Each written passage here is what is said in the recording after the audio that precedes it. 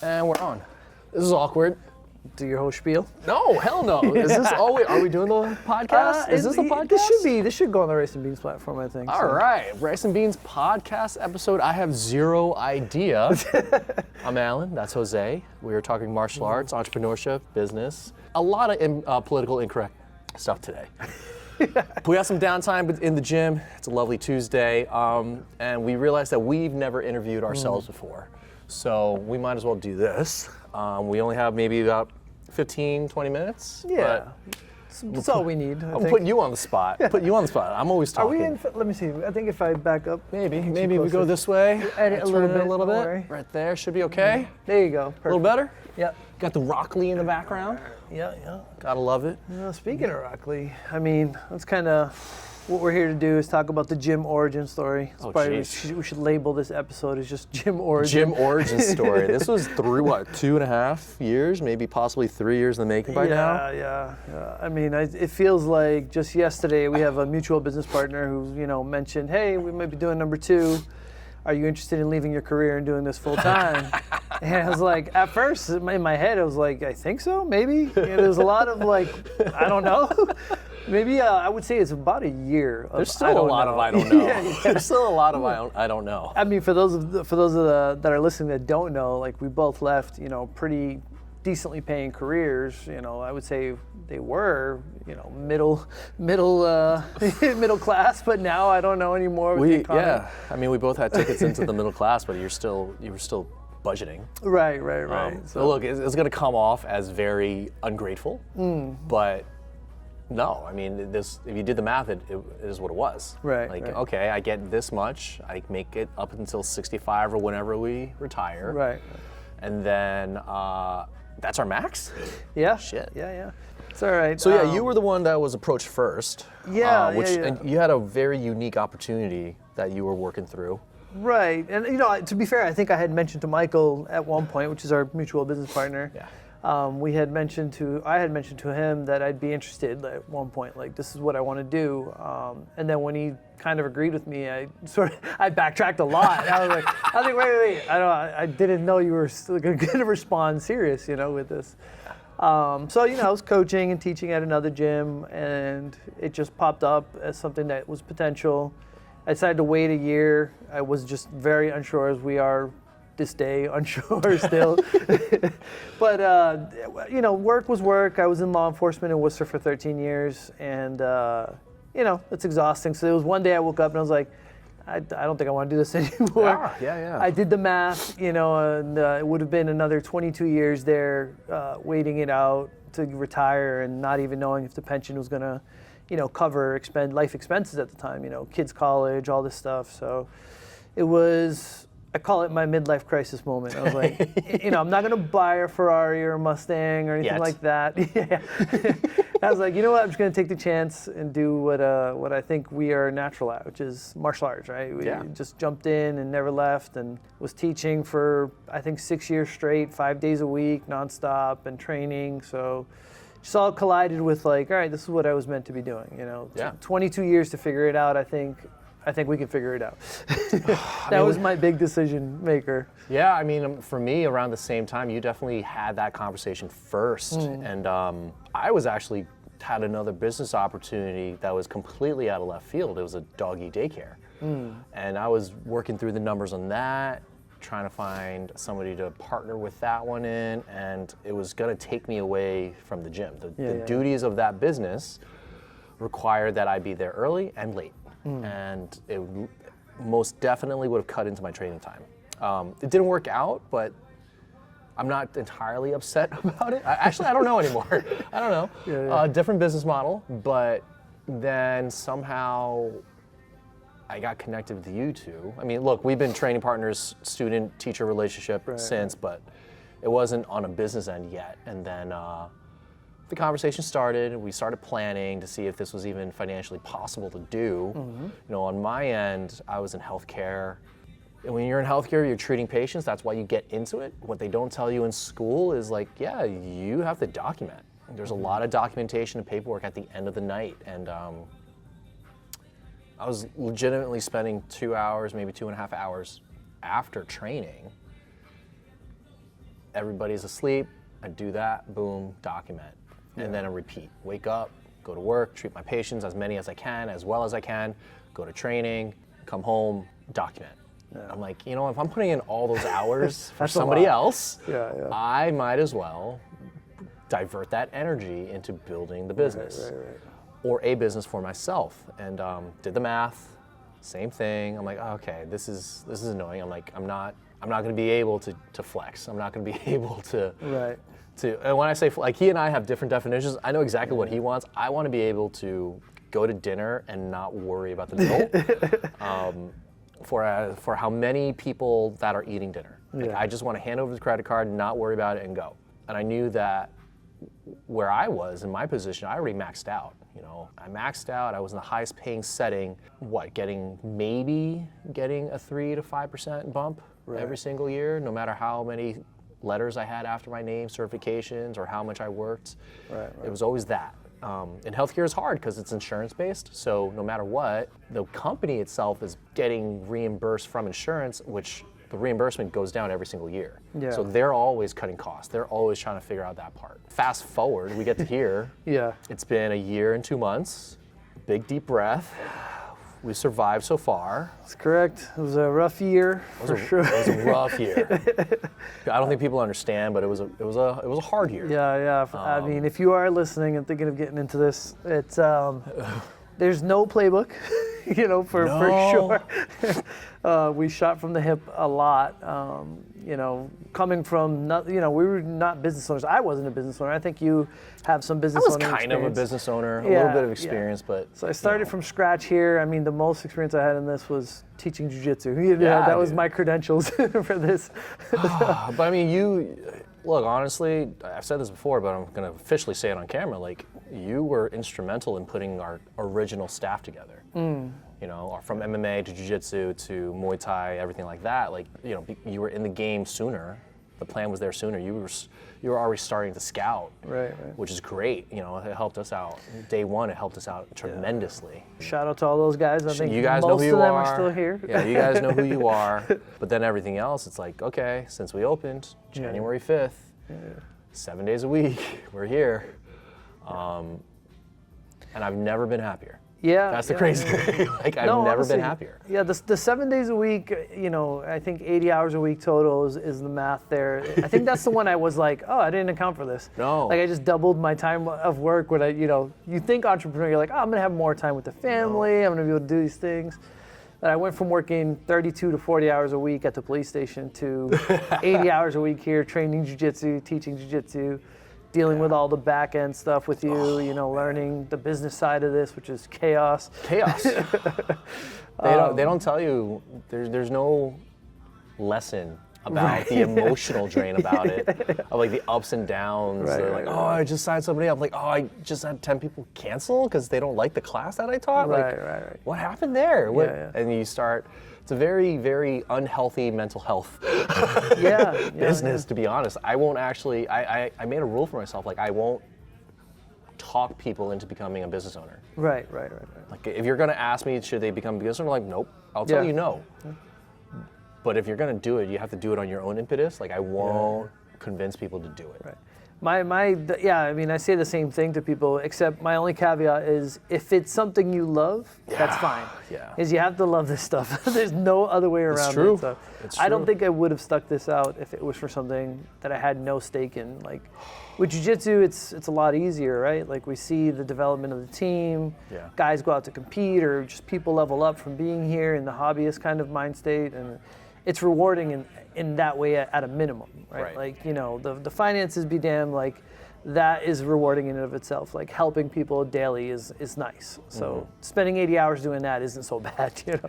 We could be doing worse things. Could be doing worse things. I mean, I joke about it, but I get to see all my friends every single day. They come in, we hang out, we horse around, we physically beat each other up or play around, whatever you want to call it. We work out, they leave, we come back. You know, I don't, from an adult standpoint, like, I think you might see your friends twice a year, like your group of friends twice a year. I see them every day, and it's a weird, you know, it's a blessing. It is very unique in that. No, I agree with that. And, sometimes I look back at last year and I'm like, what would I have done differently? Dude. That question gets asked a lot. A lot. Knowing like, what I know now, but... The reality is I think it's absolutely nothing. I don't think I would do anything differently. I think nothing. I think the whirlwind of like shooting from the hip and being like, all right, we messed that up. Like let's scramble, we learn, let's scramble, let's do this. Like knowing what we know now, you wouldn't do anything differently if you could take that knowledge back? I think if I could go back, of course, there's some things that we would adjust, but like there's also a huge benefit to not knowing and just going. That's true. You know what I mean? Like we thought less last year, which is nice. It's like that's fair. Who do you want to book for a seminar? All right, let's reach out. Let's get it done. Let's see what happens. Figure it out. I mean, I still can't believe we landed Allie and Kate. Yeah, I know. Like, I still remember where I was when you texted me. It was like, hey man, we're doing this like kitchen table finish up, and I was like, we're doing what? Yeah. Are you sure? We're doing what? Yeah. They're coming? Okay. All right. Well, we'll see what happens. That's the other part that's been amazing about last year is like this giant community that extends all the way down to Austin, Texas, to Puerto Rico, to New Hampshire. Like we have all these people that have come from all over the world, and we got people in Vegas now that we know. It's the best in the world. The female goat, Helena Cravar, touched these mats, and she taught here. So it's just it's been a whirlwind that I don't think we could go back and recreate, even if we tried. It is wild to think like the best was literally on our mats. Right. It's crazy. Right. Yeah, man. No, it's been a whirlwind. I don't know, man. I don't even know what to say at this point. Like we didn't really come up with a game plan for this episode. It was just no, honestly, this is like I said, the origin story. So it's cool. Yeah. It's cool where we are now in year 2, right? Like opening up the year with friends like Lindsay and doing the Fight Back Invitational, her first ever here. That was great. Seeing the crowd and just the matches and the way the women competed. It was, I won't tell her this. I'm proud of her. Yeah. I'm not telling you this on camera at all, Lindsay. I am proud of you for what you pulled off. It was great. It was you did great. a great job. That was awesome. I'm proud that you even chose the gym here. We got people reaching out daily to work with us, which is the support is something I did not expect to happen here. You don't see that a lot. No, you don't. You really don't see that a lot. So it has been a nice breath of fresh air to be like, oh, okay, we're not enemies, or like there's not that cultiness about it. I think that's a huge topic for us in this podcast is like, just breaking away from that mold and being so open-minded with not just even jiu-jitsu, but like the entire martial arts community as a whole. Like, karate is in this building, which is, if you would have asked me 2 years ago, would I have karate in a school that I opened up, probably would have said no. I would have been so closed-minded to it. And they're like, no way, that stuff that, is not jiu-jitsu, it's not what I'm used to. But right now, seeing Miguel, who's super passionate about it and wants to evolve it, and it's kind of where he got his base, and what he's doing with the karate program currently. They're loving it. Bringing it up to speed. They're loving it. It's amazing. You see so many happy faces training it here, and the autism program is amazing. Like, it's just incredible, Yeah, the mats are packed. It's nauseating. It's crazy. Yeah. In a good way. Yeah, and definitely in a good way. Like Fridays here, we have sparring, Muay Thai sparring on one side, Jiu-Jitsu class on the other, and then on this mat we have combat karate that we're doing, which is traditional striking, but with judo, which is nice.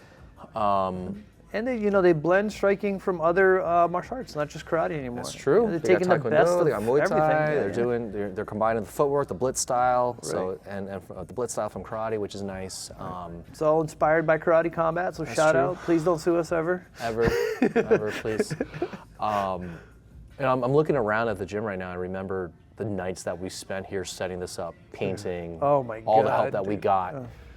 But I always think like, could we have achieved this success if we were just down the street at the other locations that we looked at? No. I don't think so. No way. I think this was the perfect blend of everything. Just the universe somehow blended everything together, and even just opening day, the amount of people that came out to show support. That was beautiful. Some are members, some aren't. Some were already members somewhere else, but they showed up to show support anyways. Yeah.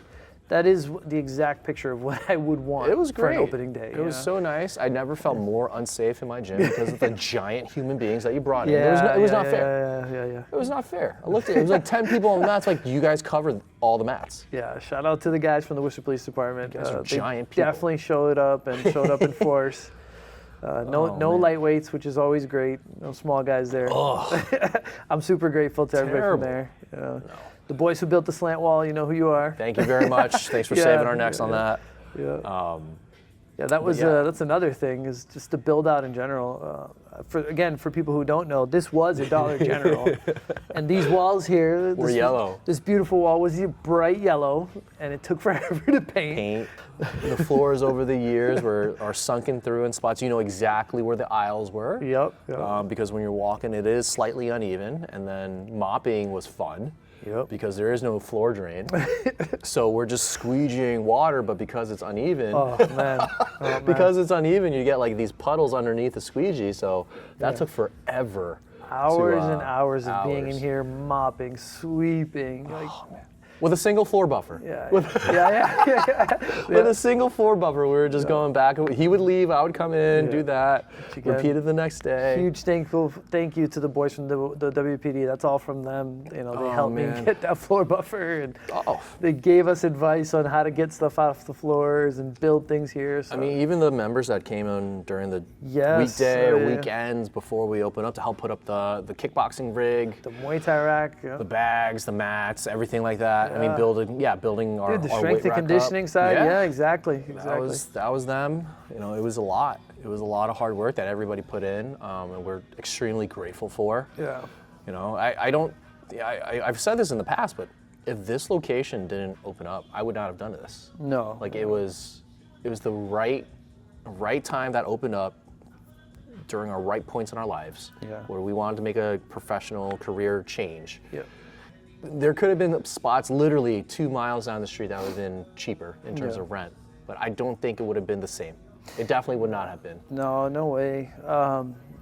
Again, this is right in a big plaza, major roadway, highway close by. Yeah. Tons of local businesses. So the foot traffic's amazing, but honestly, what made this gym is the community. We just talked about the build out and everything that happened here. We had a role in it, and we spent plenty of hours here ourselves, but we could not have done it without everybody who came in, and some without even asking. They literally showed up. Yeah. I'm like, oh, I okay, always thank you. reference the slant wall where we were here sweating. The thing was falling over and feeble. And then the boys come in with, tools in hand, like, all right, what do you need? I'm like, oh, please help us build that. We have 3 days to build it. We bit off more than we could chew. Yep. Yeah, this has been an amazing community, super inspiring. I mean, everyone getting together for different things. Absolutely. I don't even know how it formed, to be honest with you. Like I said, that's the whirlwind of last year. Is like, how did this all happen sometimes? Everyone just doing their thing, coming together. Like I said, it's exactly what I would have wanted from a gym, especially the first one. Even shout out to the parents of the kids program also for trusting us, by the way. Oh man. Do you remember the early days? Rough. Yeah. Empty mats.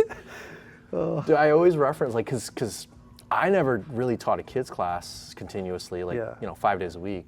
I don't know if you did. You had a little bit, but I don't think that prepared us. I was not prepared for the 4-year-olds. No. I was ready for the older kids. Yes. That's a lot simpler. Those 4-year-olds are challenging.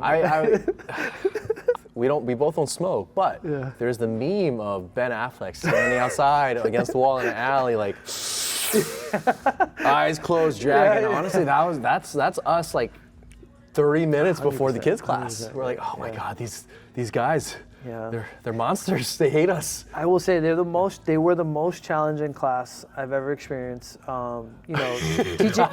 Teaching kids with autism and ADHD, super challenging as well, but also the most rewarding. Most rewarding. Like seeing them now, year 2, dominating tournaments and using wrestling, using jiu-jitsu, or looking like they know what they're doing on the mat. Yes. It's so cool. It really is. For lack of a better reference, it's like having a little Pokemon that just evolved. That is true. You're like, oh wow, that's we should have to cool. go. I'm gonna, Jose, keep talking. I'm gonna help this gentleman space, man. With what? Fill the desk space. I don't know. I clicked it. I said, Sketchy Nick, clip it. Oh, stop it. Come on, dude. All right, and a little bit this way. Just Good to go. All right, we're good to go. This might have to be a series now that I think about it. Could be, man. You know, just come back, touch base with all the people who helped. This is fun because there's so many stories from last year that aren't going to get put into this. You know, I'm just trying to think. Even the Ali Katie seminar alone, that might till this day I think. This thing has like such a slow adjustment. Like I over adjust. It's like steering a boat. Yeah. You're good. As I say, Ali and Katie, like they just hung out for 6 hours afterwards. Dude, the funnest seminar I think of the year, maybe of all time so far. They were a blast. Again, embrace that community vibe here. That it seemed like they felt right at home. Katie is hilarious, hilarious. Taking a baseball bat to Alaska's abs. I forgot about that. and then Alaska just having her case of katame. Yeah. And then just going, I got your nose. Oh man.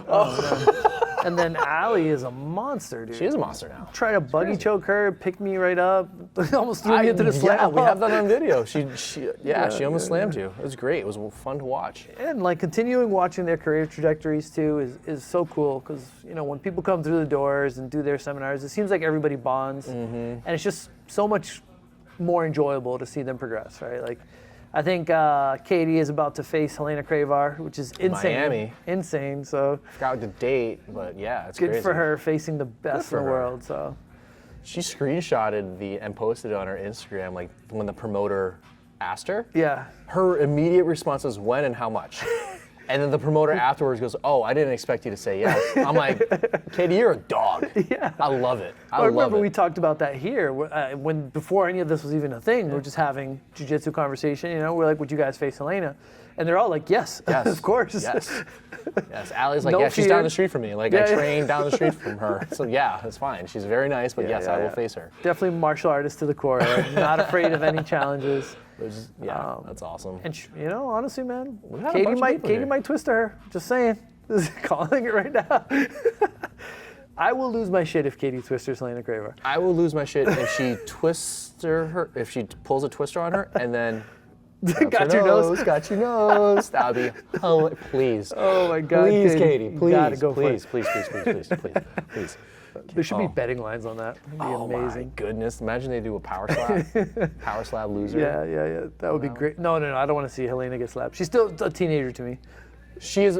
Both of you are very sweet people. One's a teenager still. Yeah, I still see her as like baby Helena, even though I don't know her at all. Just meeting her here, I'm like, you're such a sweet kid. Very sweet. His parents are awesome. Amazing parents. Yeah, Allie and Katie, you guys are awesome too. Yeah. But we've had some great seminars here. Dude, the Helena's one. That's one we where have Sean here. Yeah. Oh, dude, yeah. Twice. Multiple times, yeah. Luckily. Alex West has been to the IMAs, both of them, cross-platform. Absolutely. It's another 2 amazing seminars, both completely different styles. Our new affiliate. Dalua. Dalua was great. Dalua was awesome. Yeah, that was our promotion. That's when we got to promote some guys to black belt. Yeah, get some stripes through some black belts. Again, huge thank you to A-Force and their team and Dalua BJJ for making that possible. Down in Texas. Thank you very much. That was great having you guys here. Oh man, talk about a team that also does not embrace that cult-like mentality. Like they're just like us, super cool. And they're putting on an amazing summer camp soon that we're hoping to bring some boys to. So yeah, man. That'll be great. It's 2. We got some time. Well, we're fine. We want to cut it or? No, I just want you to be. Somebody has a. The clock is right there. Somebody has an ugly haircut that they have to fix. Okay, so I just want to be. That's why this will be a series, guys. We'll get more out. Like I said, there's tons of stories. Even just from the business side, there's so much we could talk about and discuss here. So many learning curves. Jiu-jitsu and martial arts is a unique business model that I don't think anybody's ever cracked the code for, No, I mean, look, I give a shout out to you. You were whoever messed up on that flight where you got stuck in the airport for 8 hours. That was like probably the most productive, delay in flight ever. Yeah. Because that morphed into a side hustle for us. Right.